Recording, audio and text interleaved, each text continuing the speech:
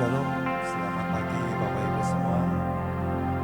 Seberapa pagi hari ini kita yang siap untuk memuji Tuhan, menyembah Dia, Raja di atas segala Raja, bisa lambaikan tangan, puji Tuhan.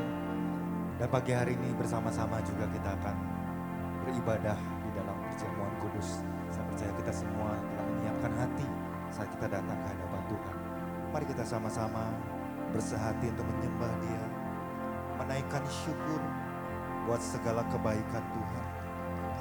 Shikarabarama shandarararamasu, shirararamayaramasu. Haleluya.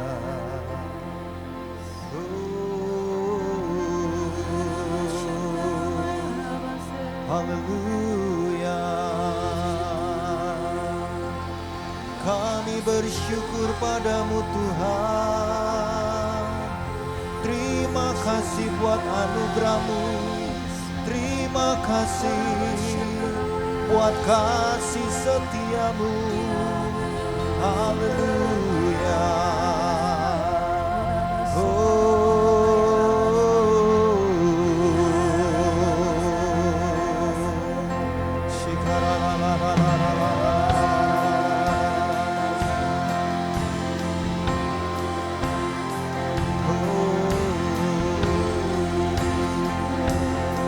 Kami datang menyembah-Mu, kami bawa ucapan syukur.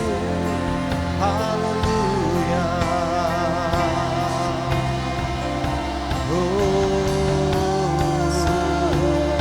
Mari bersyukurlah buat kasih setia Tuhan, buat kebaikan-Nya, penyertaan dan pemeliharaan Tuhan yang boleh kita terima sampai hari ini kita ada.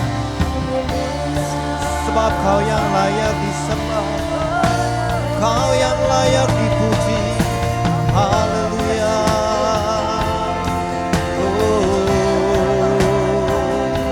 Terima kasih ya Bapa. Terima kasih buat hari yang Kau beri. Terima kasih buat kekuatan, kesehatan yang Kau berikan bagi kami. Terima kasih buat pertolongan, perlindungan, pemeliharaan-Mu atas hidup kami Tuhan. Haleluya. Haleluya.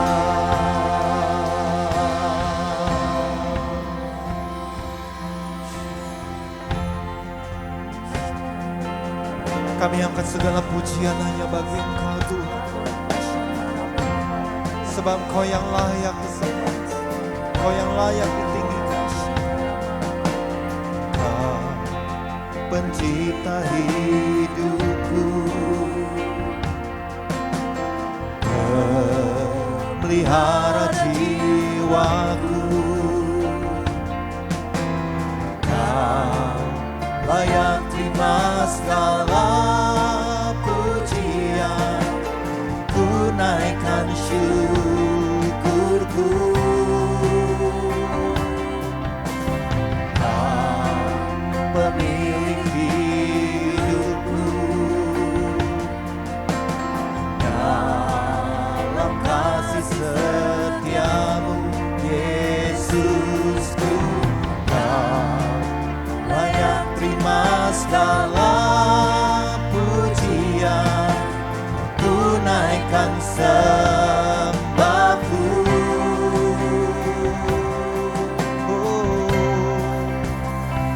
Segala pujian dan syukur bagi-Mu, Allah yang mulia, kuduslah nama-Mu.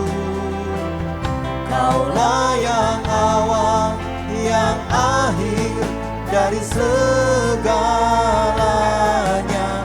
Yesus, Kaulah pujian bagiku.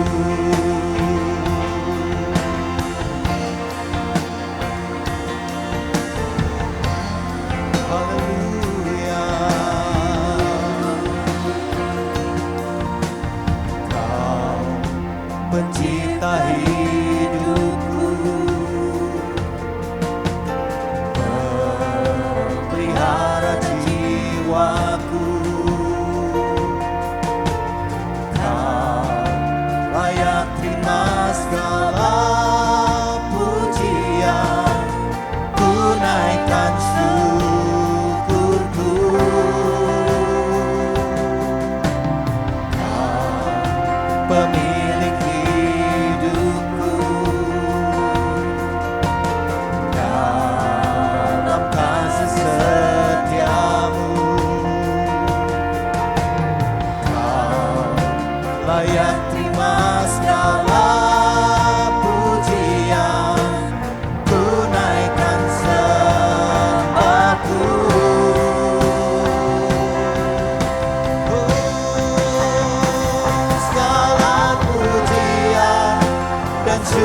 bagimu, Allah yang mulia, kuduslah namamu. Kaulah yang awal, yang akhir dari segalanya. Yesus, malah pujian bagiku. Oh, segala pujian dan syukur bagimu, Allah yang mulia, kuduslah namamu. Kaulah yang awal, yang akhir dari segalanya. Yesus, malah pujian bagimu.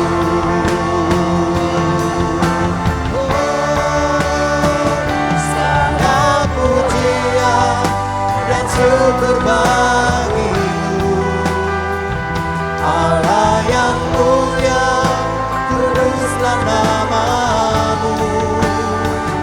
Kaulah yang awal, yang akhir dari segalanya.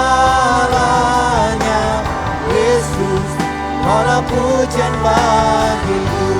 Kaulah yang awal, yang akhir dari segalanya.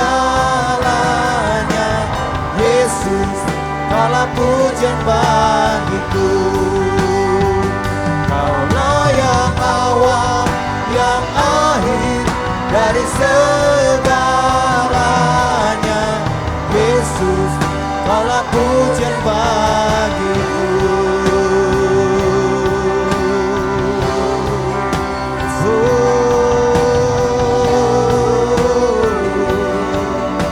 Yesus, Kaulah Alfa dan Omega, yang awal dan yang akhir, yang ada dan sudah ada, dan yang akan datang. Layak disembah, layak dipuji, Kau yang bertahta ya Tuhan. Syatakara balalala marabaya lalalala lalabase, Shekhara baya lalalabu, Murapapata karabaya lalalala Shekhara pata karabaya lalalala.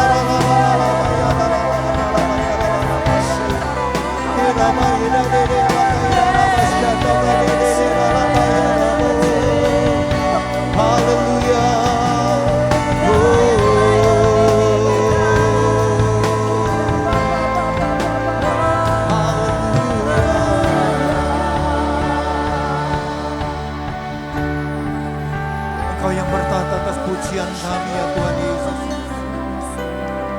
Di saat kami bersatu itu menyembah Engkau, biar Engkau yang bertahta atas pujian kami Tuhan. Engkau hadir di tengah-tengah kami, dan Engkau siap untuk melawan setiap kami Tuhan.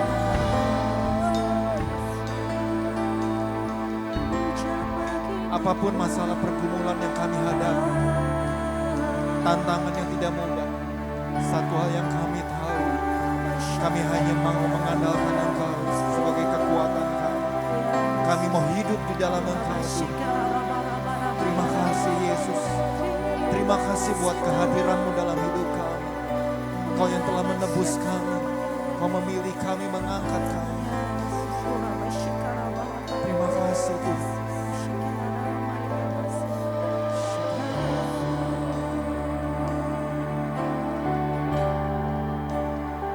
Segala pujian dan syukur bagimu, Allah yang mulia, kuduslah namamu. Kaulah yang awal, yang akhir dari segalanya. Yesus, malah pujian bagiku. Mari kita bangkit berdiri bersama-sama. Segala pujian dan syukur bagimu. Allah yang mulia, kuduslah namamu. Kaulah yang awal, yang akhir dari segalanya. Yesus, Kaulah pujian bagiku. Kaulah yang awal, yang akhir dari segalanya. Yesus, Kaulah pujian bagiku. Kaulah yang awal, yang akhir dari segalanya. Yesus, Kaulah pujian bagiku. Mari kita berikan kemuliaan bagi Raja di atas segala raja, Tuhan Allah kita yang dahsyat dan ajaib, Allah yang perkasa, Allah yang mulia. Engkau yang layak disembah, Engkau yang layak terima segala pujian, kuasa, hormat dan kemuliaan. Haleluya. Terpujilah namamu ya Tuhan Yesus. Haleluya. Amin. Percaya pagi hari ini ada sukacita yang melimpah buat setiap kita, amin. Dunia boleh saat ini dalam keadaan yang tidak baik-baik, tapi kita yang ada di dalam Tuhan, kita percaya kekuatan yang dari Tuhan selalu menyertai setiap kita semua.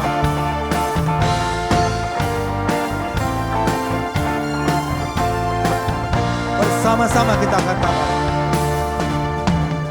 takkan ku izinkan ketakutan, karena imanku pada Yesus Tuhan.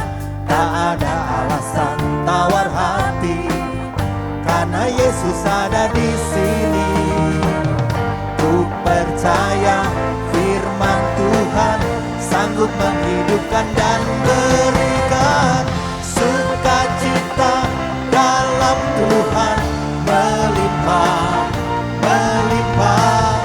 Kekuatan dari Tuhan tercurah atas kita.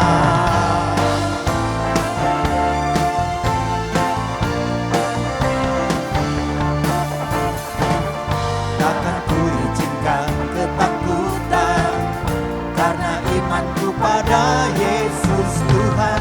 Tak ada alasan tawar hati, karena Yesus ada di sini.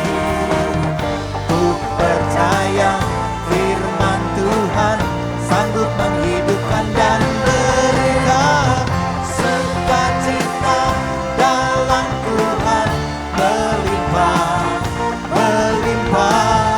Kekuatan dari Tuhan tercurah atas kita. Sukacita dalam Tuhan melimpah, melimpah. Kekuatan dari Tuhan tercurah atas kita.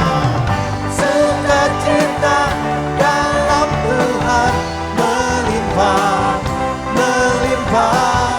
Kekuatan dari Tuhan tercurah. Once more. Sukacita dalam Tuhan melimpah, melimpah. Kekuatan dari Tuhan tercurah atas kita, tercurah atas kita.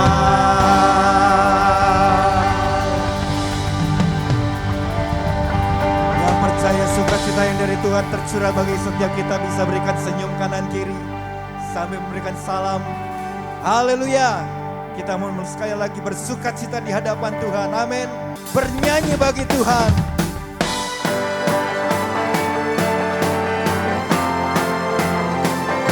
Yo, mari kita bersama-sama belajar satu pujian ini. Pujian syukurku ku naikkan bagimu, kasih dan rahmat-Mu tercurah bagiku.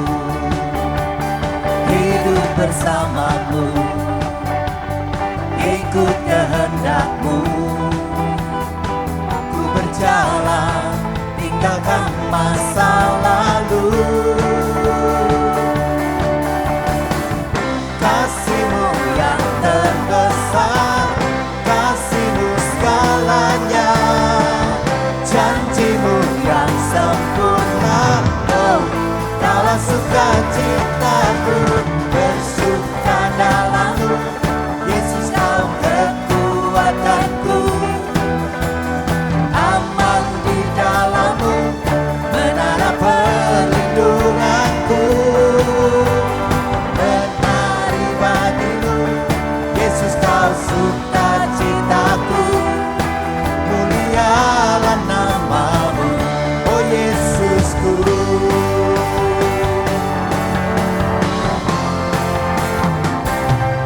Pujian syukurku tunaikan bagi-Mu, kasih dan rahmat-Mu tercurah bagiku.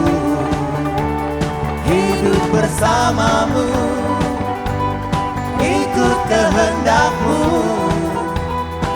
ku berjalan tinggalkan masa lalu. Kasih-Mu yang terbesar, kasih-Mu segalanya, janji-Mu yang sempurna. Oh, Kaulah sukacitaku, bersuka dalam-Mu, Yesus Kau kekuatanku. Aman di dalam-Mu, menara perlindunganku. Menari bagi-Mu, Yesus Kau sukacitaku. Mulialah nama-Mu, oh Yesusku.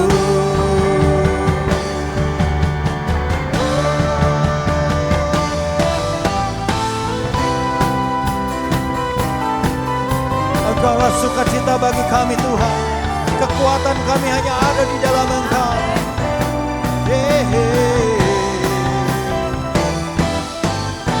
Kasih-Mu yang terbesar, kasih-Mu segalanya, janji-Mu yang sempurna. Oh, Kaulah sukacitaku, bersuka dalam-Mu, Yesus Kau kekuatanku. Aman di dalam-Mu, menara perlindunganku. Menari bagi-Mu, Yesus Kau sukacitaku. Mulialah nama-Mu. Oh, oh, oh, bersuka dalam-Mu, Yesus Kau kekuatanku. Aman di dalam-Mu, menara perlindunganku. Menari bagi-Mu, Yesus Kau sukacitaku. Mulialah nama-Mu, Kaulah sukacitaku. Mulialah nama-Mu, oh Yesusku. Yesusku, sukacitaku. Yesusku, sukacitaku. Haleluya, haleluya, haleluya. Tetaplah bersukacita di dalam Tuhan, amin. Karena sukacita dari Tuhan itulah kekuatan bagi kita semua, amin.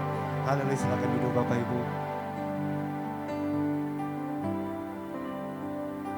Kami percaya pagi hari ini Tuhan, Kau mencurahkan sukacita yang dari Engkau.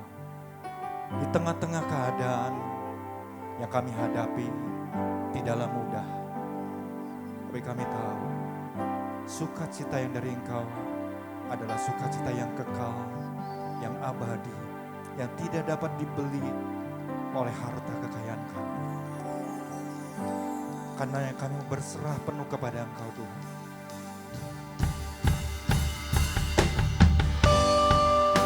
Apapun keadaan kami, mungkin kami saat ini ada dalam lembah gelap, ada dalam kesesatan. Kami tahu kemana kami harus datang. Yaitu hanya kepada Engkau, Yesus.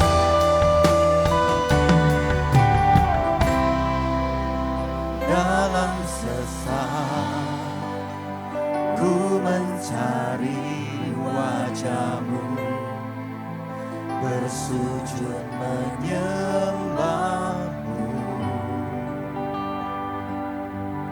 Tak lagi berharap pada kekuatanku, ku berserah penuh. Kaulah sandaran hidupku, gunung batu dan perlindunganku, sampai akhir ku nyatakan, Yesus, hanya Engkau yang ku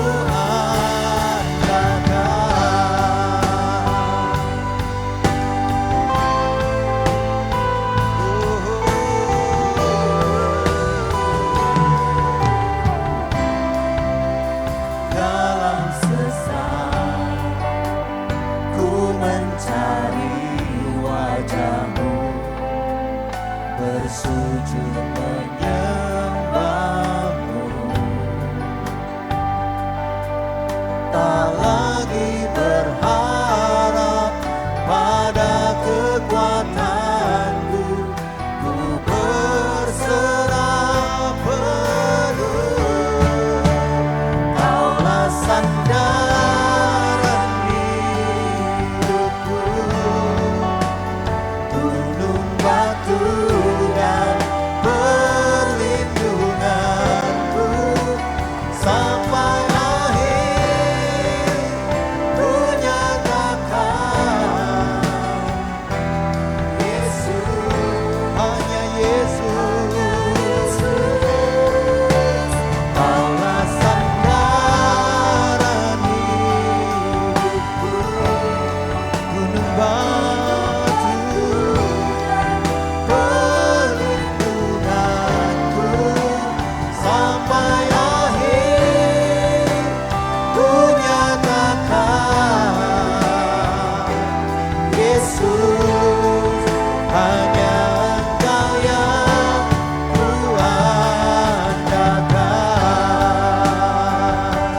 Yesus, hanya Engkau yang ku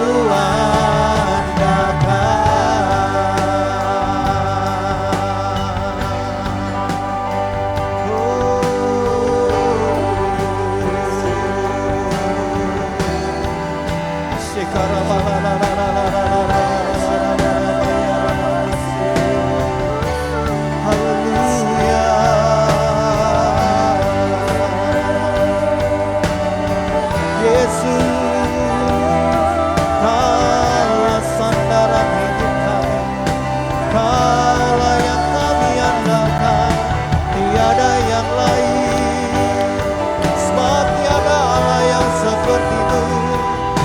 Kau Allah yang setia, yang selalu menyertai kami. Kami percaya janji-Mu, Yesus Tuhan. Biarlah mata kami tertuju hanya pada-Mu, memandang kepada-Mu.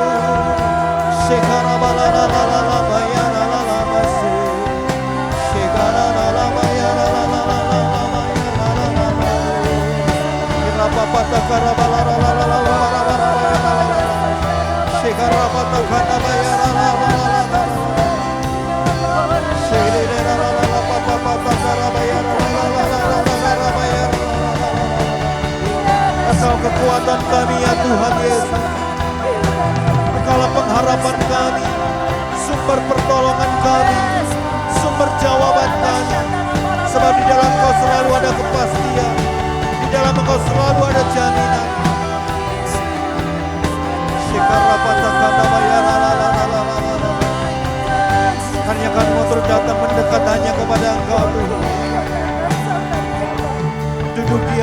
kaki seperti hamba yang memandang kepada Tuhan.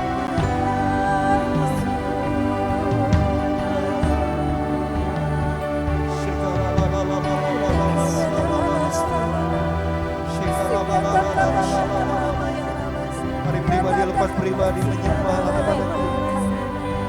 Bebaskanlah bersekutulah dengan Tuhan. Di dalam waktu yang singkat ini, gunakan kesempatan datang kepada Tuhan.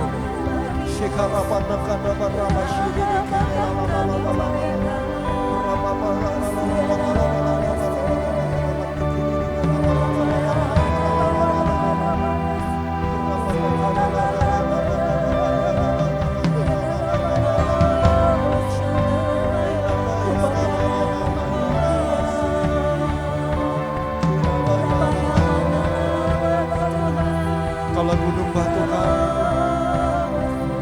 menara perlindungan kami, kami aman di dalam Engkau, kami kuat di dalam Engkau, karena kami mau terus tinggal di dalam Engkau.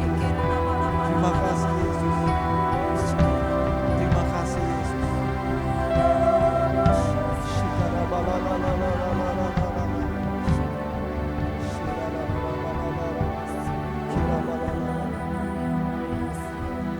Sebab Kau yang mengetahui setiap isi hati kami.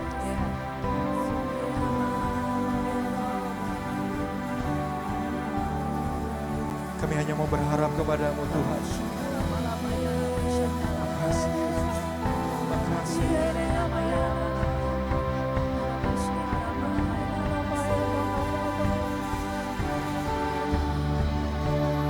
Kaulah sandaran hidupku, gunung batu dan perlindunganku sampai akhir ku nyatakan. Mari kita bangkit dulu bersama-sama. Yesus, hanya Yesus, Kaulah sandaran hidupku, gunung batu dan perlindunganku sampai akhir ku nyatakan. Yesus, hanya Engkau yang ku andalkan. Yesus, hanya Engkau yang ku andalkan. Kita beri tepuk tangan buat Tuhan Yesus. Haleluya, haleluya, haleluya, haleluya. Kami sungguh bersyukur Bapa di dalam nama Yesus. Biar apa yang kami katakan bukan semata-mata keluar dari mulut, tapi sungguh keluar dari hati bahwa sungguh Engkau Yesus yang kami andalkan. Kau Tuhan, Kau Raja, Kau Bapa yang luar biasa. Ya. Thank you Jesus. Tidak ada yang dapat kami andalkan di bumi di Tuhan selain daripada Engkau yang menciptakan langit dan bumi. Tuhan yang punya rencana atas hidup kami. Ya. Apapun yang terjadi Tuhan, yang kami lihat, yang kami jalani hari-hari ini Tuhan, kami enggak sendiri. Kami berjalan bersama Engkau. Tuhan yang menuntun tangan kami dan memberikan kami kemenangan. Terima kasih Tuhan. Itulah sebabnya ketika kami datang pada pagi ini Tuhan, kami mau memuliakan Engkau karena memang Engkau sungguh layak ditinggikan, dimuliakan. Kami mau dengar firman Tuhan, kami mau dengar apa yang jadi pesan Tuhan. Kami mau tangkap apa yang menjadi isi hati-Mu. Oleh sebab itu berbicara buat kami Tuhan, sebab kami siap untuk mendengarkannya. Terima kasih Bapa.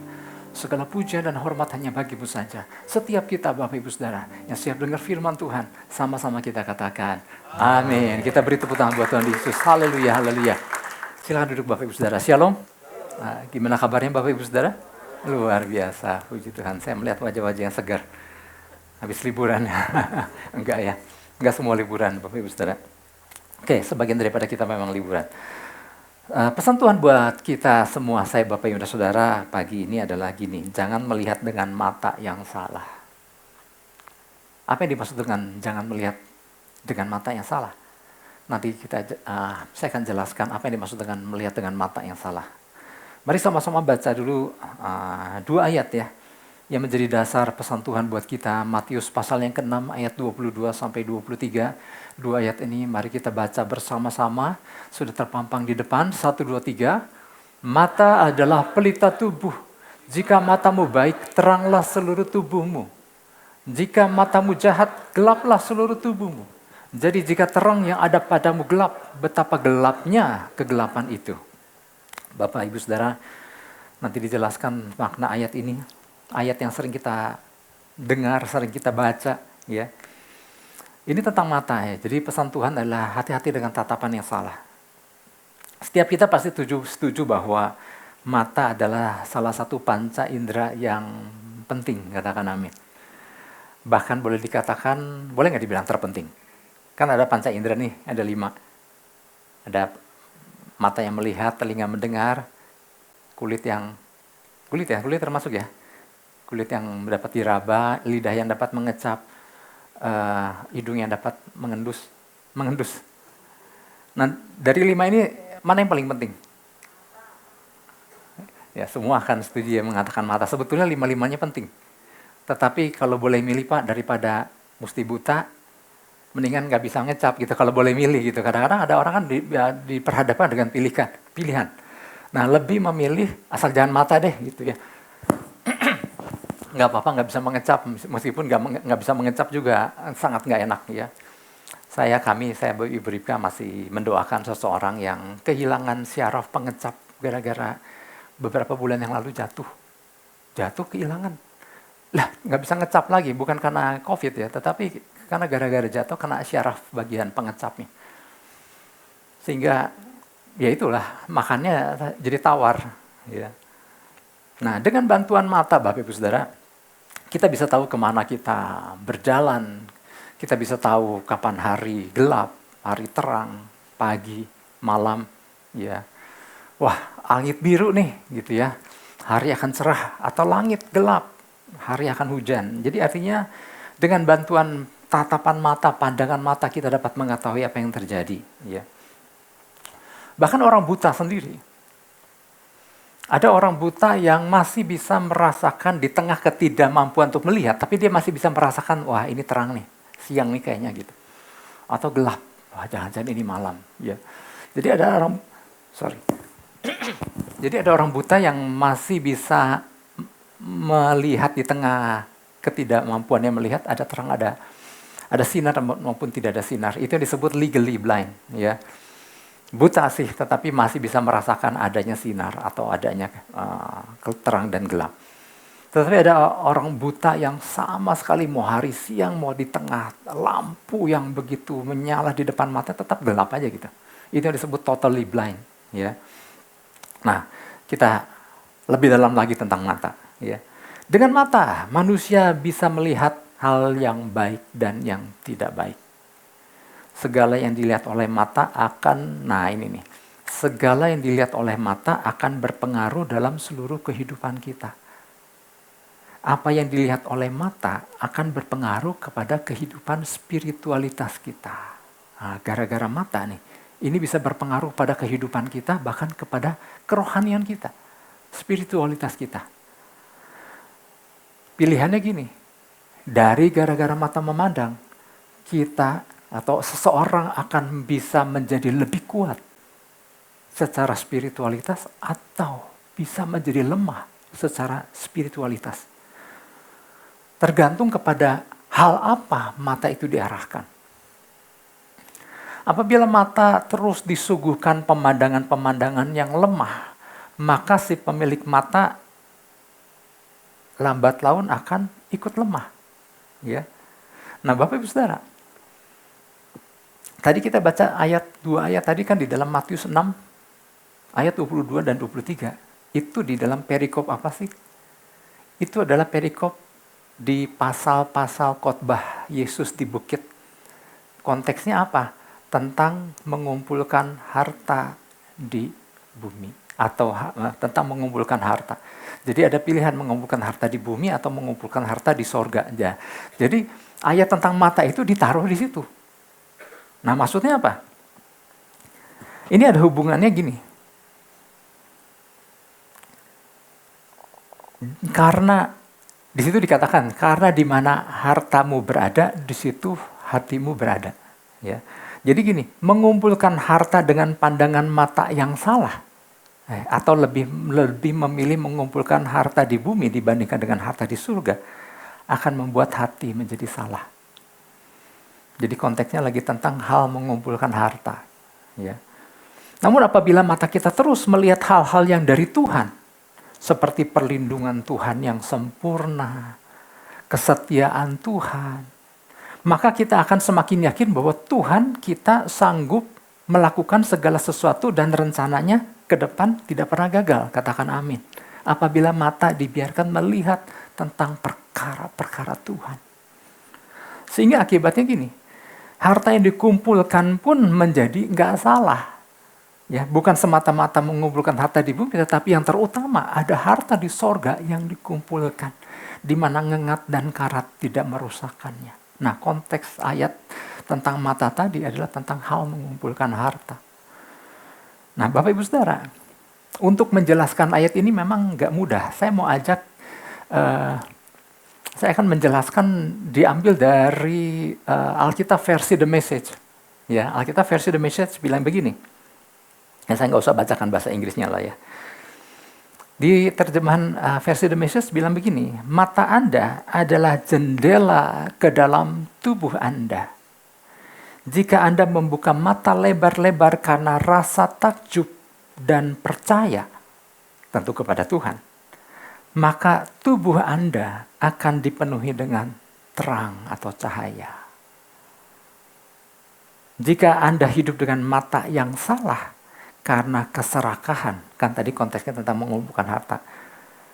Jika Anda hidup dengan mata yang salah karena keserakahan dan ketidakpercayaan, tubuh Anda akan menjadi seperti gudang bawah tanah yang pengap. Jika Anda menutup tirai jendela, betapa gelapnya hidup Anda. Nah, penjelasan ini lebih bisa, oh seperti itu penjelasannya. Ya, itulah sebabnya Bapak Ibu Saudara, kita harus menggunakan mata kita dan memfokuskan pada hal-hal yang baik, yang membangun dan yang membuat kita berbuah bagi kerajaan surga. Jadi kita punya kebebasan bisa melihat apa aja, tetapi fokuskan kepada hal-hal yang baik. Nah, ini menjadi pesan Tuhan buat kita semua. Pesan Tuhannya adalah gini, Tuhan memperingatkan kita untuk berhati-hati dalam menggunakan mata kita dalam memandang. Memang benar bahwa setiap kita diberi keleluasan untuk bisa memandang apa saja. Betul kan? Kita punya keleluasan kan, bisa memandang apa aja. Orang nggak ada yang larang kok. Ya. Mau nanti keluar di sini memang terbatas ya. Lihat kiri kanan dinding cuma bisa lihat saya. Tapi kalau keluar kita bisa melihat ke segala arah, ke mata-mata, ke mana saja mata memandang. Nah, tetapi di sini betul kita bisa punya keleluasan untuk bisa melihat apa saja selagi kita memang masih dapat melihat. Bersyukurlah kalau masih dapat melihat. Tetapi tidak kepada semua hal kita dapat memfokuskan pandangan mata kita. Kita bisa lihat apa aja, tapi kita bisa memilih mana yang kita mau fokuskan. Ya. Ingat, mata yang melihat akan menentukan hati. Dan selanjutnya dari hati akan menentukan kehidupan. Maksudnya adalah gini, segala sesuatu yang kita lihat bisa mempengaruhi hati. Dan hati akan mempengaruhi kehidupan. Gara-gara diawali dengan mata yang melihat. Kalau kita masih ingat pesan Tuhan yang terakhir. Kalau kita memfokuskan pandangan mata kita ke masa lalu terus. Dulu salah. Dulu melakukan hal-hal yang, ini akibatnya sekarang begini. Terus melihat tentang hal-hal masa lalu. Hal-hal ke belakang, ya, di mana kita mungkin pernah membuat keputusan-keputusan yang salah. Maka yang terjadi apa? Dari apa yang dilihat oleh mata yang terus berfokus pada hal-hal di masa lalu, keluarlah hati yang penuh penyesalan. Dan dari hati yang penuh penyesalan, mulai muncul hati yang menyalahkan orang lain. Mulai merusak kehidupan kita, kehidupan orang tersebut. Gara-gara mata difokuskan memandang kepada hal-hal di masa lalu, di mana banyak hal-hal yang salah yang pernah dilakukan. Yang kedua, mata juga apabila pandangan mata kita difokuskan kepada hal-hal yang membuat hati menjadi takut, maka itu akan dari mata akan mempengaruhi hati, hati akan mempengaruhi kehidupan. Misalnya gini di Alkitab, ada 12 pengintai kan? Udah apal sekali tentang kisah 12 pengintai. 12 pengintai ini adalah semuanya sama-sama kepala suku dari 12 suku Israel yang terkenal. Ini 12 ini pemimpin-pemimpin suku. Dan ke-12-12-nya sama-sama diutus untuk mengintai ke negeri yang Tuhan janjikan. Dan ke-12-12-nya sama-sama melihat bahwa negeri yang dijanjikan Tuhan itu luar biasa baiknya. Mereka sama-sama melihat hasil buminya. Sama-sama melihat segala yang ada, negeri yang berlimpah susu dan madu. Dan ke-12-12-nya sama-sama melihat ada suku Enak yang berperawakan tinggi besar seperti raksasa. Semuanya melihat hal yang sama. Namun bedanya, yang 10 memfokuskan pandangan matanya kepada suku Enak yang perawakannya tinggi besar kayak raksasa. Waduh, cilaka ini. Kalau besar-besar gini, kalau nanti kita masuk, wah ini tantangan besar nih. Ini bahaya ini. Nah mereka memfokuskan kepada suku yang berperawakannya tinggi besar seperti raksasa. Tapi 2 pengintai yang lain, Joshua dan Kaleb, mereka melihat, wow, ini negeri yang Tuhan janjikan. Negeri yang berlimpah susu dan madunya. Ini tepat seperti yang Tuhan katakan. Bahwa kita akan memasuki negeri yang luar biasa. Mulai terdapat 2 kelompok, di mana kelompok yang 10 memfokuskan kepada besarnya suku Enak tadi. Yang kedua memfokuskan kepada betapa indah dan luar biasanya negeri yang Tuhan janjikan itu. Akibatnya, dari pandangan mata mulai masuk ke hati. Waduh, cilaka nih kalau begini. Bahaya nih. Dan ketika mereka pulang, yang 10 memberikan laporan yang salah. Waduh, jangan masuk deh. Bahaya. Kita bisa ditelan sama mereka. Kita kecil, mereka besar. Kita seperti belalang. Kita akan dimakan. Oh enggak deh. Ini membuat seluruh bangsa Israel juga menjadi sama-sama takut. Dan mempengaruhi kehidupan mereka enggak? Mempengaruhi kehidupan mereka. Bahwa mereka yang bersepakat untuk tidak masuk tanah perjanjian, betul-betul tidak memasuki tanah perjanjian itu. Tapi yang 2, karena melihat, wow luar biasa loh negeri yang Tuhan janjikan ini. Memang sih ada orang besar yang raksasa itu. Tapi aku punya Tuhan yang lebih dahsyat lagi. Ini mah gak ada apa-apanya. Kita akan masuk tanah yang Tuhan janjikan itu. Mempengaruhi hati dan mempengaruhi kehidupan mereka. Gara-gara mata yang memandang. Ya, jadi jelas sekali bahwa segala sesuatu yang mata kita lihat bisa mempengaruhi hati. Dan hati mempengaruhi kehidupan. Bapak Ibu Saudara, ada satu kisah. Ini ilustrasi. Suatu hari ada seorang bapak baru membeli burung. Ya. Burungnya lumayan beli agak mahal ya. Ini burung perkutut atau tekukur ya, saya nggak tahu ya. Tapi kan ada yang mahal ya. Dan saya dengar memang burung kalau yang memang bagus itu mahal ya. Entah karena suaranya, entah karena apanya lah. Pokoknya burung itu mahal dibeli. Nah karena dibelinya dengan harga mahal, maka ditaruh di sangkarnya juga bukan sangkar yang biasa ya. Sangkar yang kuat, sangkar yang kokoh. Dan ditaruh juga di sebuah tempat yang aman. Nah, malam itu si bapak yang beli burung itu kan tidur. Nah, kucing tetangga masuk ke pekarangan si bapak yang punya burung tadi. Dan dia melihat, ada burung nih sekarang gitu. Nah, kucing itu mendekati sangkar itu. Si burung ngelihat kucing takut nggak Bapak Ibu Saudara? Dia panik karena kucing itu mulai mendekatkan ya. Dan burung itu mulai gelisah, mulai lompat sana, lompat sini. Saya nggak tahu ini burung perkutut atau bukan kalau lompat sana, lompat sini. Burung perkutut emang nggak gitu ya Pak ya? Nggak ya, pokoknya takut ya. Nah di tengah kepanikannya, rasanya bukan perkutut, pokoknya suaranya indah. Nah di tengah ketakutannya itu si kucing kan melihat burung lompat sana, lompat sini. Kucing semakin tertarik kan, wih ini lucu nih. Dia makin mendekat, dia mungkin mulai mencoba-coba gitu ya. Wah burungnya lari sana lari sini. Dan sepanjang malam burung itu dalam keadaan panik. Besok paginya waktu bapak itu bangun dia mendapati bahwa burungnya udah mati. Karena nabrak sana nabrak sini di dalam sangkar besi itu.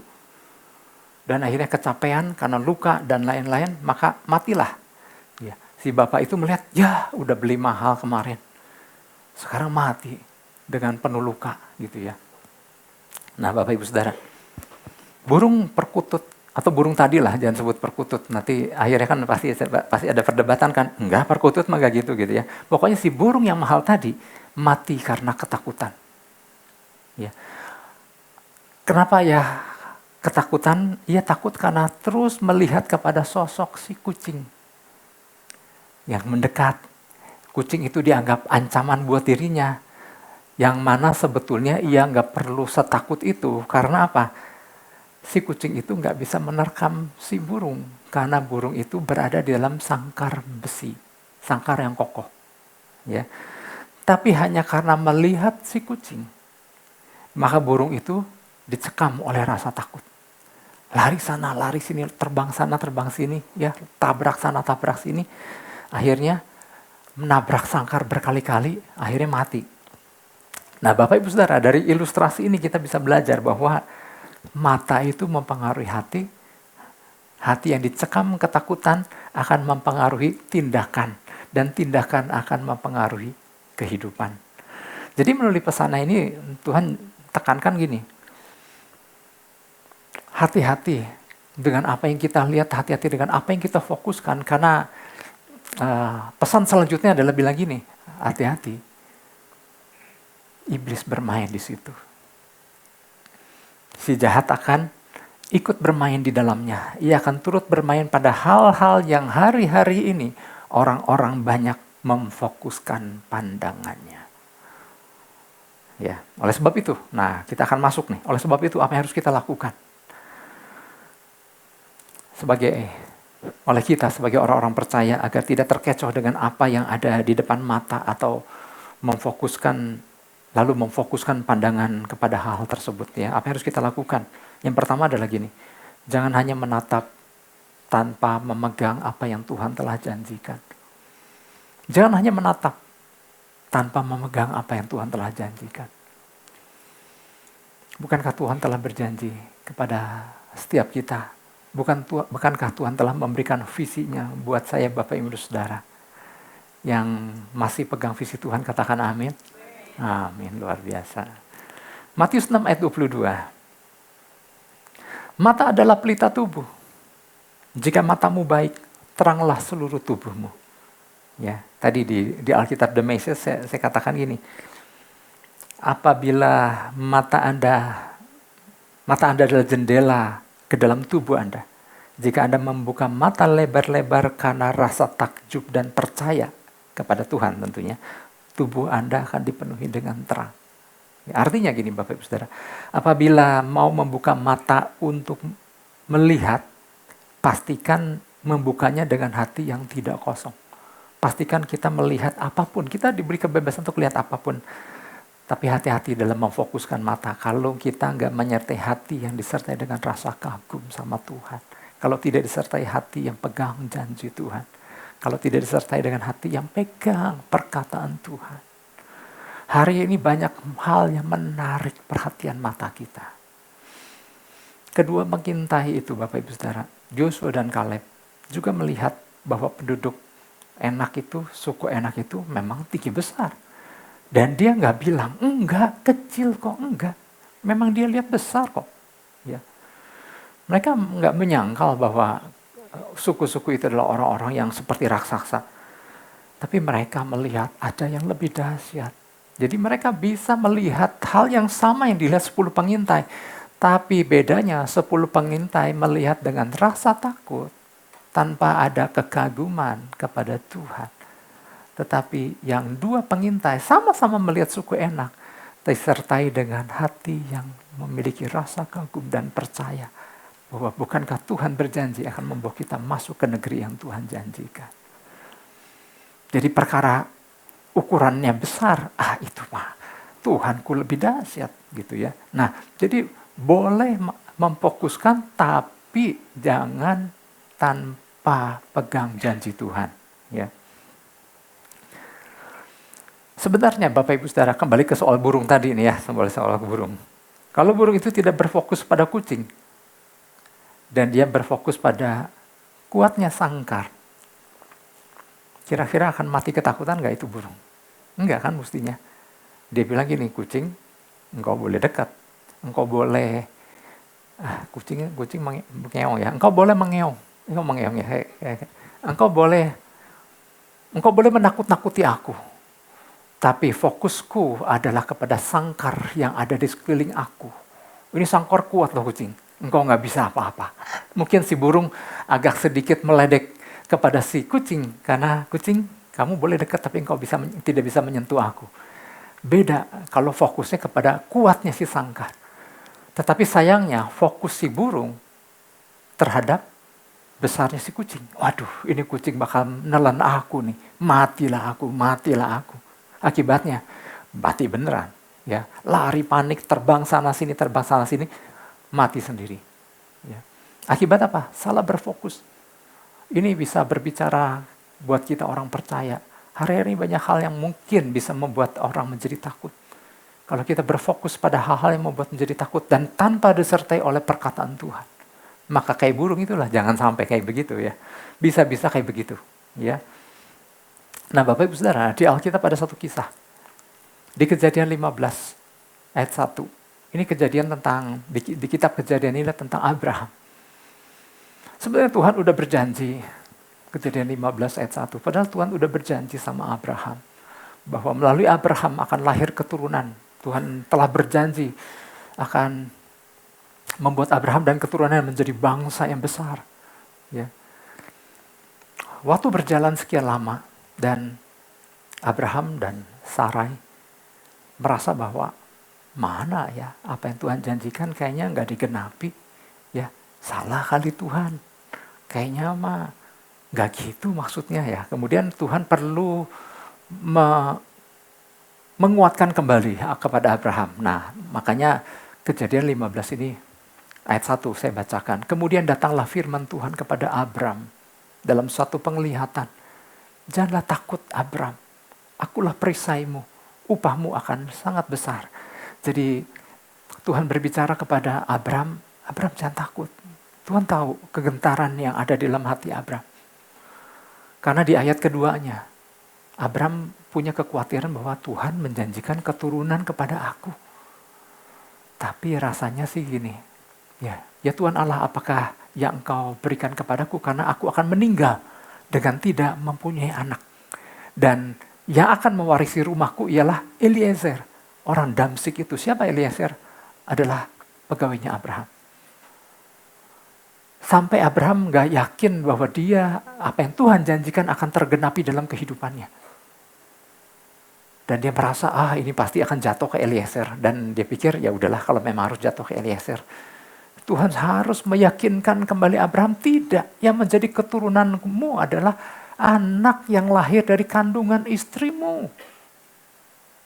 Sampai Tuhan berkata, sekarang dia mengajak Abraham keluar dari tendanya. Dulu ingat ya, pernah dapat pesan ini kan. Sampai Tuhan membawa Abraham keluar dari tendanya, ayat 5.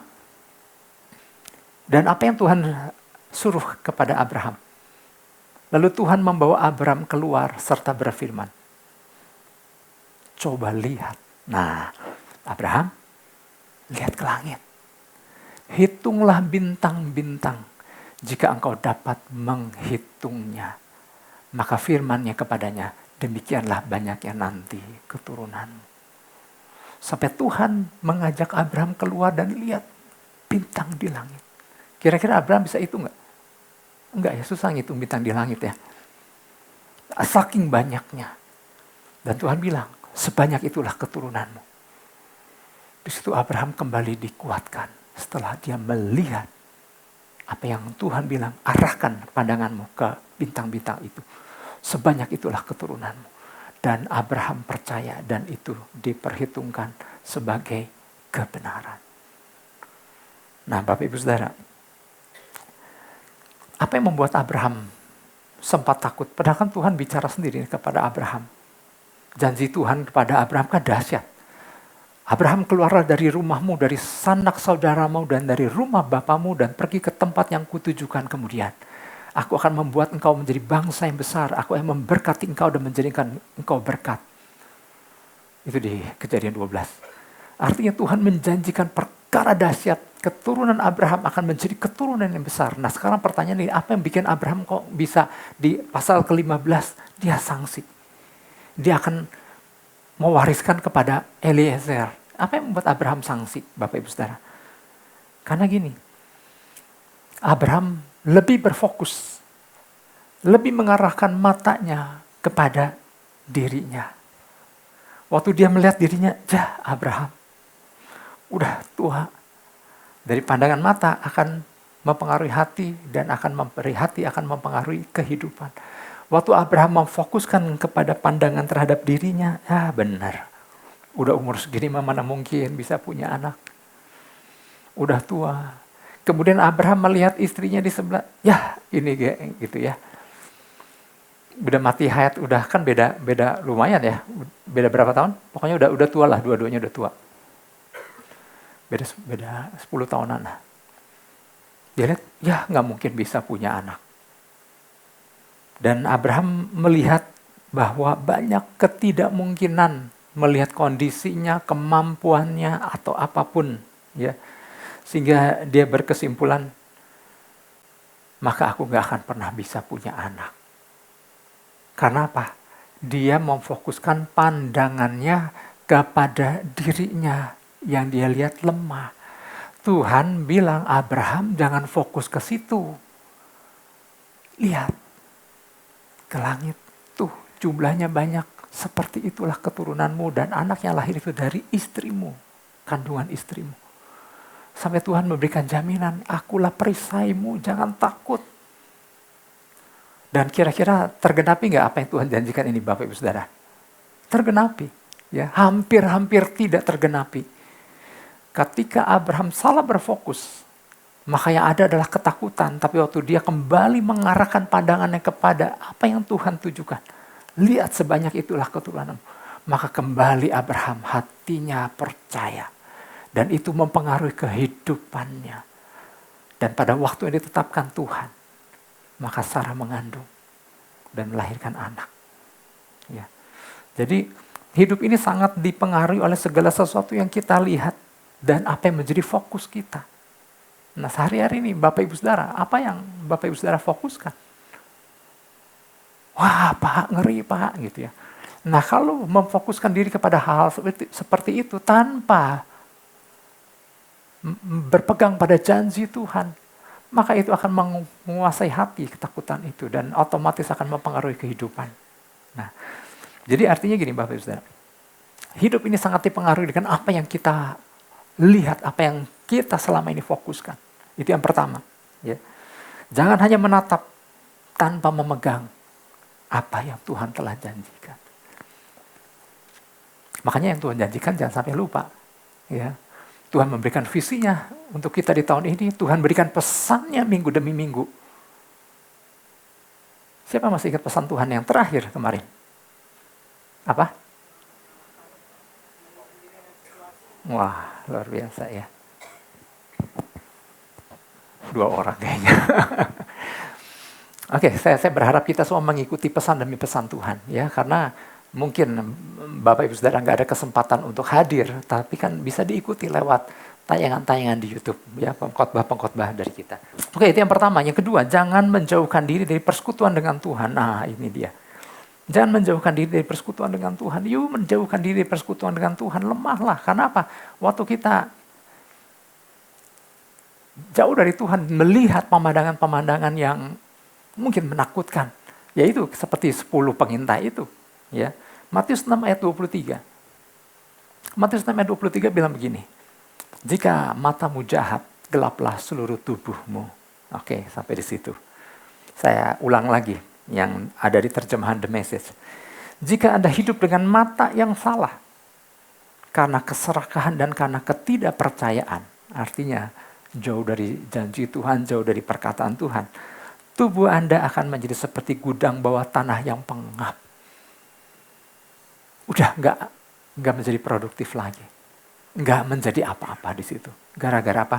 Mata melihat tanpa disertai dengan hati yang percaya sama Tuhan. Nah, tadi saya sempat sampaikan bahwa hati-hati lewat pesan ini Tuhan katakan bahwa iblis bermain. Di tengah kondisi yang terjadi, iblis akan mengecoh. Ya, si jahat akan ikut bermain di dalamnya. Ia akan turut bermain pada hal-hal yang hari-hari ini banyak orang memfokuskan pandangannya. Makanya hati-hati. Ya. Pemandangan apa? Pemandangan atau pemberitaan apa yang orang hari-hari ini sedang fokuskan, Bapak Ibu Saudara? Banyak berfokus sama keadaan negeri kan? Ya, kondisi bangsa yang dikatakan sedang tidak baik-baik saja. Kondisi politik yang banyak berita-berita yang negatif yang mengkhawatirkan. Ya, karena memang pemerintah belum cukup meyakinkan masyarakat, itu yang kita dengar. Ya. Terus kemudian melihat kondisi ekonomi negeri yang katanya masih defisit.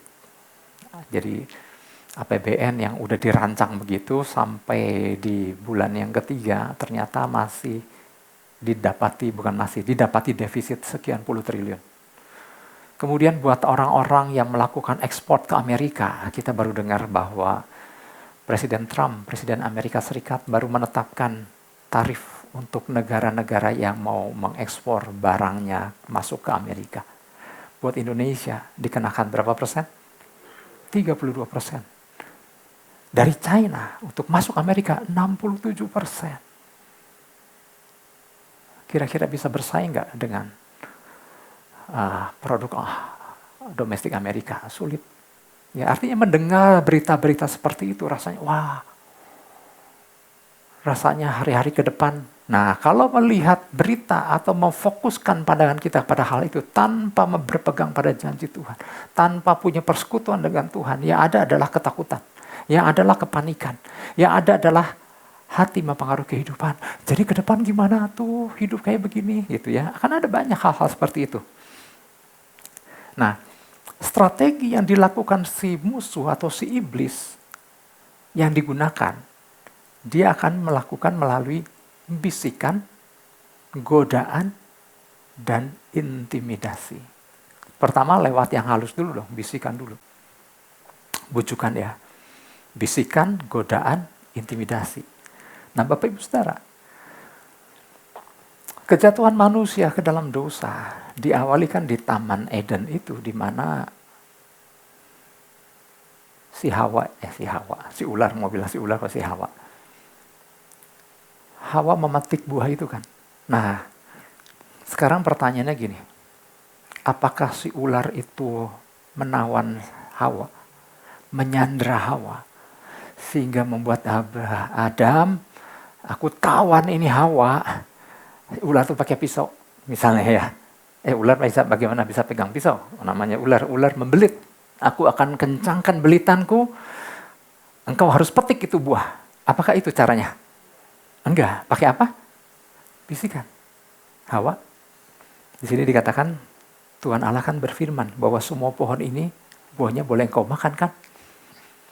Kata Hawa, iya sih betul. Semua boleh dimakan, tapi ada satu pohon yang buahnya nggak boleh dimakan. Nah, ular bilang, gak apa-apa. Itu pun boleh kau makan.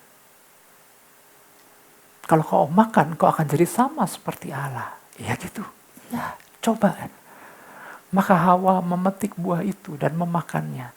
Dan kemudian ia memberikan kepada Adam. Dan sejak itu mereka jatuh dalam dosa. Iblis gak maksa. Tapi dia membujuk. Dia membisikkan sesuatu. Seperti inilah cara kerjanya. Gak apa-apa. makan aja. Lihat tuh buahnya, menggiurkan kan? Ini enak loh.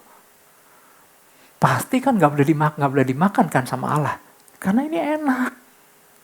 Yang enak tuh nggak boleh dimakan. Coba dah, nggak apa-apa. Tergoda lewat bisikan, lewat bujuk rayu. Nah, Bapak Ibu Saudara, ke kisah yang lain. Waktu Yusuf ada di rumah Potifar, ya, pada waktu iblis mau menjatuhkan Yusuf, maka salah satu strategi yang dilakukan iblis adalah dia menggunakan istri Potifar. Karena gini, iblis tahu kan skenario yang akan dilakukan nih, wow ini dahsyat banget.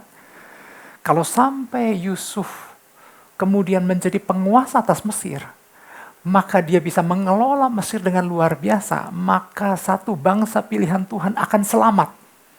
Dan iblis gak suka itu.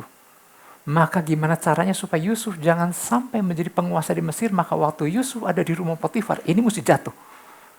Maka apa yang digunakan oleh iblis untuk menjatuhkan Yusuf? Ada istri Potifar. Istri Potifar dikatakan hari lepas hari, dia terus menggoda Yusuf. Mungkin dia lewat, Yusuf, tidur yuk. Kamu kurang tidur, kamu capek, kamu harus tidur. Alkitab mencatat, hari demi hari dia menggoda Yusuf. Yusuf bobo, kamu capek. Dan puji Tuhan ya kan, Yusuf gak tergoda. Tapi dari sini kita melihat cara yang digunakan oleh iblis adalah lewat istri Potifar yang terus-menerus menggoda. Yang konon katanya cantik sekali. Yang konon katanya seksi. Ya gak tahu juga soal itu. Yang pokoknya pastilah menggoda Yusuf, masa pakai yang lain gitu ya. Tetapi dia menggoda pakai istri Potifar. Ya. Waktu bangsa Israel mau dikalahkan lewat pertempuran dengan Filistin, maka dari pihak Filistin dia mengeluarkan apa?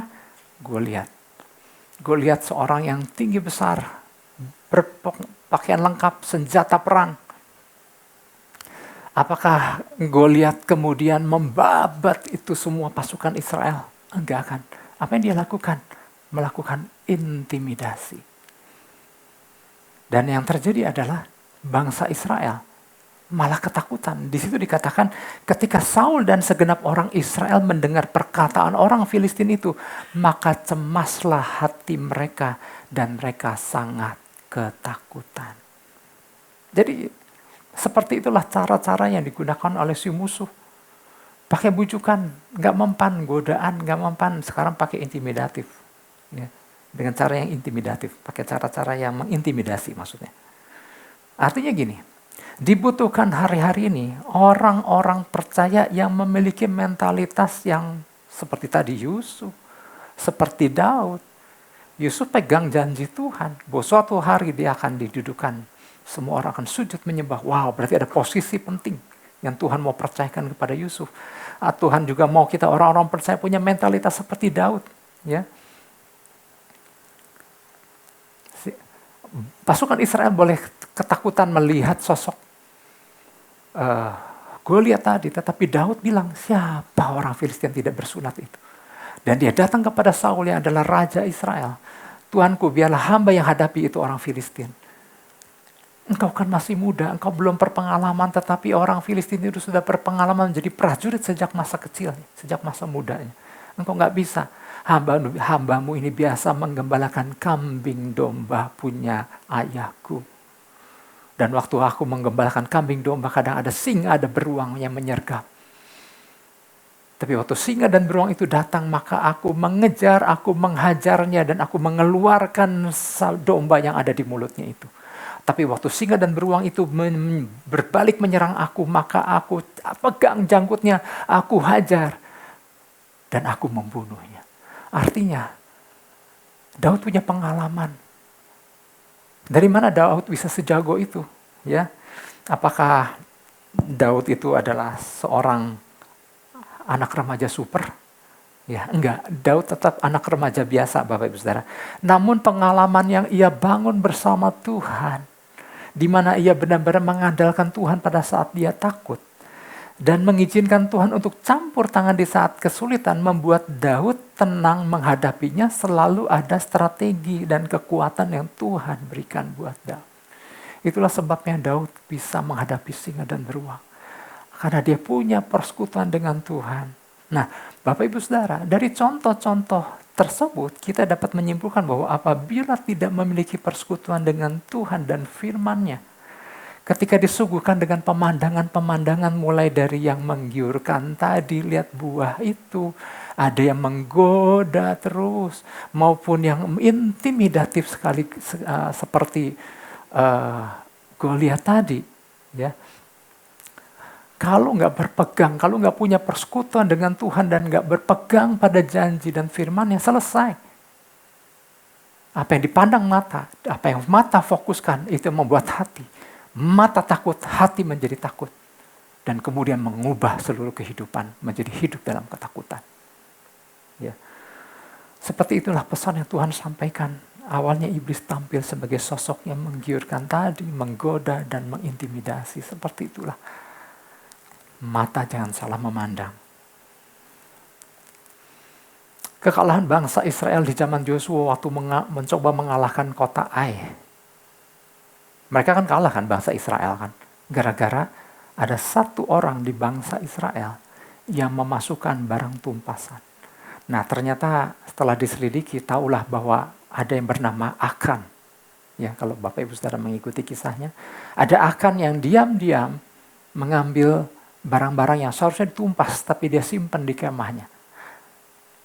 Nggak tahu ya, apakah masih seperti itu Bapak Ibu Saudara? Jangan bawa masuk barang tumpasan. Nah, akhirnya setelah Akan ketahuan, Akan beralasan, dia bilang begini, aku melihat di antara barang-barang jarahan ini, ada jubah yang indah buatan Sinear. Aku melihat, tergiur oleh tatapan. Ya.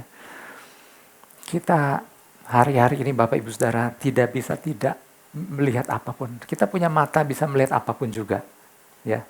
Semua itu akan selalu tampil terlihat. Kita nggak bisa pakai kacamata kuda. Anak-anak muda mungkin apakah masih tahu tentang kacamata kuda? Kuda itu ada kacamatanya supaya fokus pandangannya terus ke depan, nggak bisa lihat kiri dan kanan.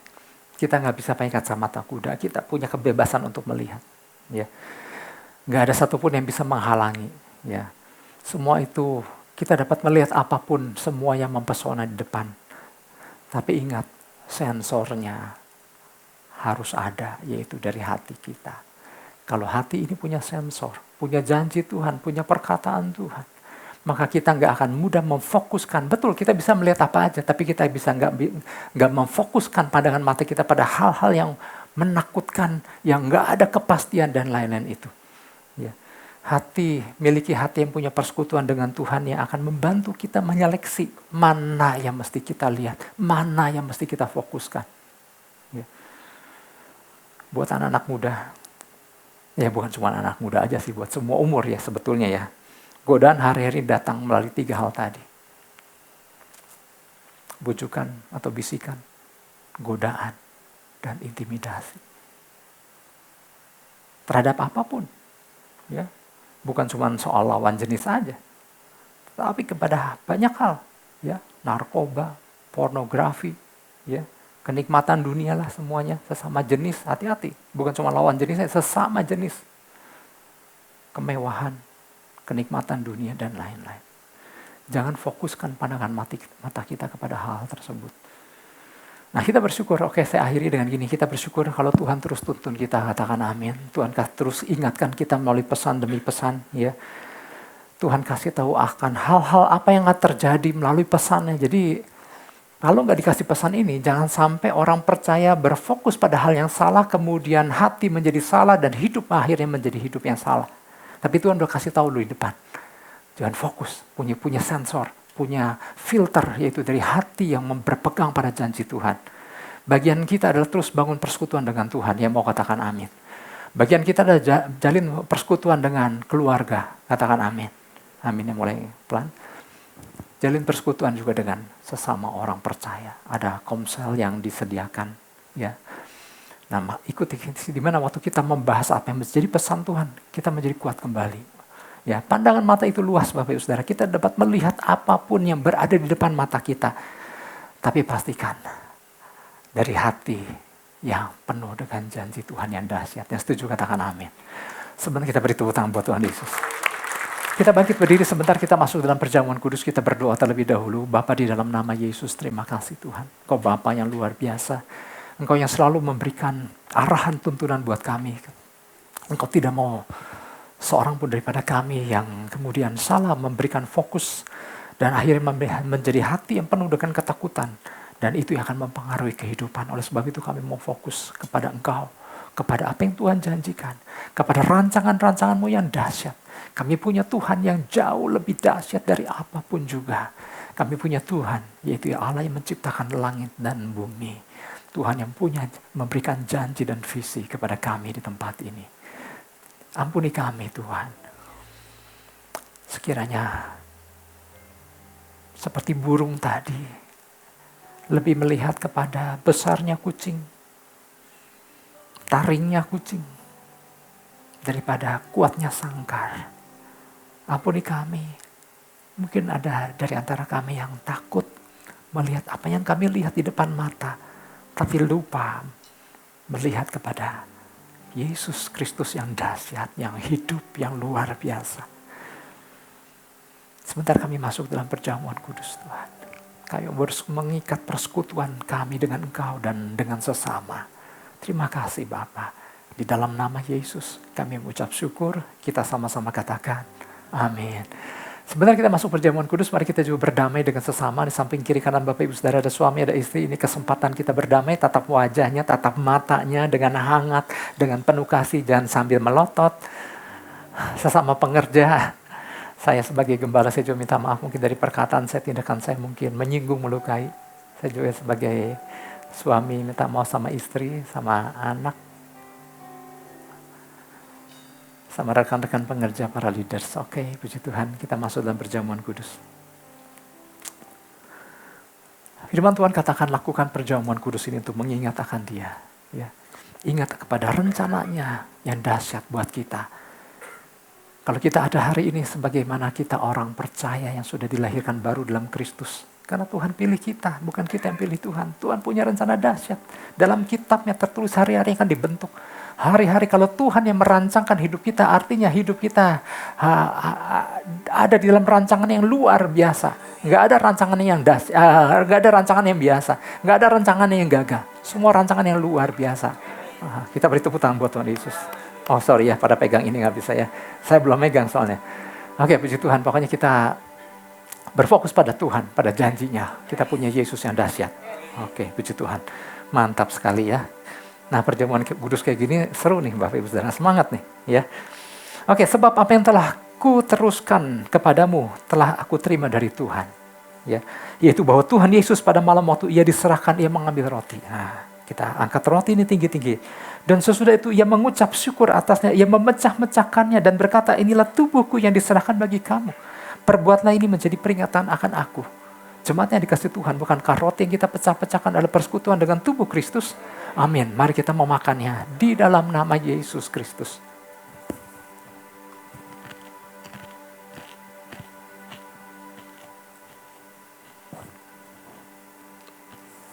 Haleluya, haleluya. Mari kita angkat cawan setelah makan. Demikian juga Ia mengambil cawan sesudah makan lalu berkata, cawan ini adalah perjanjian baru yang dimeteraikan oleh darahku. Perbuatlah ini setiap kali kamu meminumnya menjadi peringatan akan aku. Jemaat yang dikasih Tuhan, bukankah cawan ucapan syukur? Yang atasnya kita ucapkan syukur adalah persekutuan dengan darah Kristus. Amin, mari kita meminumnya di dalam nama Yesus Kristus. Haleluya, haleluya. Mari kita angkat kedua belah tangan kita, fokuskan, jalin keterhubungan. Fokuskan pandangan kita kepada Yesus Kristus, Tuhan yang punya rencana dahsyat atas kehidupan kita. Fokus kepada apa yang Dia janjikan kepada kita. Fokus kepada perkataannya. Jangan fokuskan pandangan mata kita sama hal-hal yang lain. Ini akan melemahkan. Terima kasih Tuhan, kami bersyukur untuk setiap perkataan-Mu, setiap janji-Mu Tuhan. Untuk visi yang Kau berikan buat kami Tuhan. Apa yang kami lihat saat ini mungkin berbeda dengan apa yang Tuhan janjikan, tetapi kami lebih mempercayakan kepada apa yang Tuhan janjikan sebanding apa yang kami lihat. Karena bagimu tidak ada yang mustahil. Engkau penolong dalam kesesakan sangat terbukti. Terima kasih Bapa, kami bersyukur. Mari kita sembah Dia, kita sembah Yesus. Terima kasih Tuhan. Ya Rambo, Ya Ramasih. Haleluya, haleluya. Kiara laba yasi. Terima kasih Tuhan. Ora kasih kara lama Yesus. Kira bata kasha kara laba sekere di bala. Kami bersyukur punya Tuhan yang dahsyat, punya rencana luar biasa atas kami. Kami bersyukur untuk setiap perkataan-perkataan-Mu Tuhan. Janji-Mu adalah ya dan amin Tuhan. Terima kasih Yesus. Ora kata kasakara la bala bayara. Kireta kaseke bede para kasakara la ba.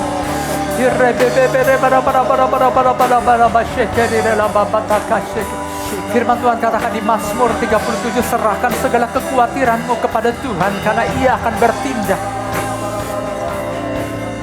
Sekabataka shekabe. Hierambo rebetaka shakara la masih.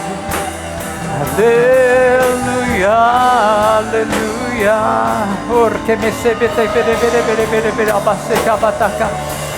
Shebere bara bashanda la bala baseke bere betaka ya la bala. Shekabataka seke bere bara. Haleluya, haleluya. Terima kasih. Kami bersyukur sebab Kau dahsyat, sebab Kau besar. Haleluya. Oh Jesus, sebere betaka shakama seke bere barabaso korobose. Kerebere bataka shekara la bala. Mari kita bangun keterhubungan dengan Tuhan. Waktu kita mungkin gak banyak, tapi kita jalin kualitas. Haleluya, haleluya, haleluya. Oh rekaseke bataka ya ralabaseke. Firman Tuhan katakan Tuhan memberikan kemenangan bagi orang-orang yang diurapinya. Kemenangan yang gilang gemilang. Oleh sebab itu mari terima pengurapan Tuhan saat ini.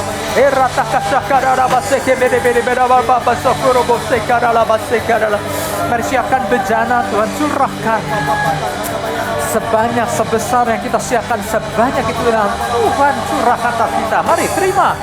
Herataka shaka bataka sheke bere bataka shokorobo shekera la basikara la. Herataka shakara la baba sheke bere bataka shokorobo sheke. Herataka shakara la bala. Mari terima kekuatan yang baru saat ini. Terima kekuatan yang baru. Haleluya. Oh rekase ke bere bara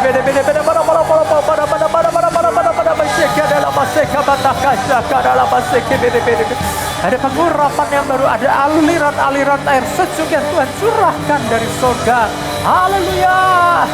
Apapun kesesakan yang sedang kita hadapi, mari nikmati aliran-aliran air sejuk dari surga. Haleluya.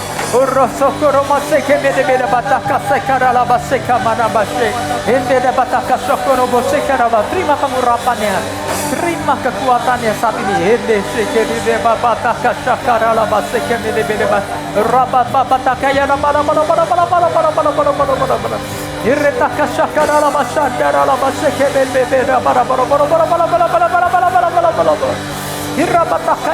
Terima lebih lagi, terima lebih.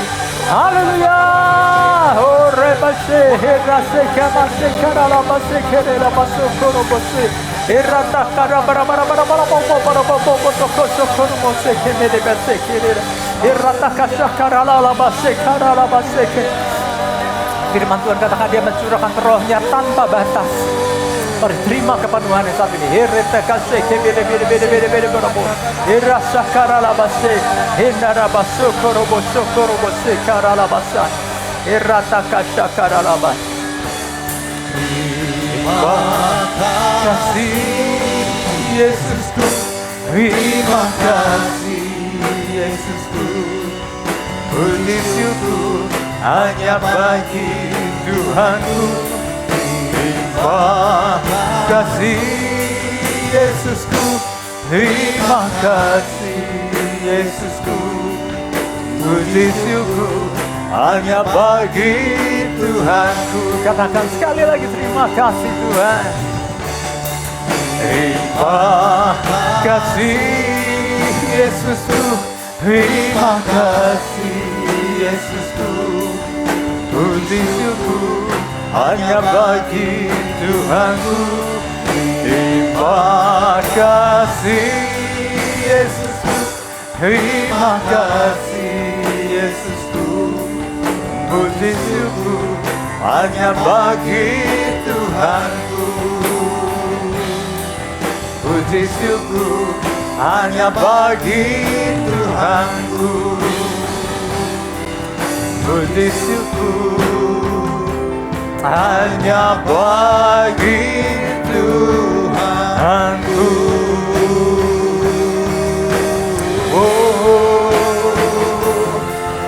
Haleluya, haleluya, haleluya. Terima kasih Tuhan. Terima kasih Tuhan. Kami ucap syukur ya Tuhan Yesus. Kami ucap syukur sebab Kau baik. Kami ucap syukur karena Engkau dahsyat.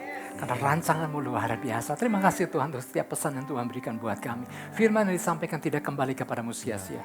Melainkan melaksanakan apa yang Kau kehendaki dan berhasil dalam apa yang Kau suruhkan. Terima kasih kami menjadi satu dengan tubuh dan darah-Mu lewat perjamuan kudus ini. Perjanjian kami dengan Engkau terus diperkokoh. Dan persekutuan kami dengan sesama juga semakin bersepakat bersehati. Terima kasih Tuhan. Bahkan yang datang dengan kelemahan dan keletihan dapat kekuatan yang baru. Yang datang dengan sakit penyakit menerima kesembuhan saat ini. Terima kesembuhan dari Tuhan dalam nama Yesus. Terima kasih Bapa. Kami ucap syukur. Segala pujian, segala hormat hanya bagi-Mu saja. Setiap kita yang percaya menerima, kita sama-sama katakan amin. Kita beri tepuk tangan sekali lagi buat Tuhan Yesus. Haleluya. Yesus, sebentar kita akhiri ibadah kita pada pagi hari ini. Saya undang kita angkat kedua belah tangan kita, arahkan hati kita, fokuskan dan terus terhubung dengan Yesus. Senantiasa, pergilah, pulanglah dan jadilah saksi-saksi Kristus. Mari jemaat yang dikasih Tuhan, terimalah berkat damai dan sejahtera daripada Allah Bapa, kasih karunia daripada Tuhan Yesus Kristus, dan persekutuan Roh Kudus yang ada di Banis menyertai setiap kita semua mulai daripada pagi hari yang indah ini sampai hari Maranatha. Tuhan Yesus menjemput setiap tadi awan-awan yang permai. Setiap kita yang percaya menerima, kita sama-sama katakan amin. Tuhan Yesus berkati.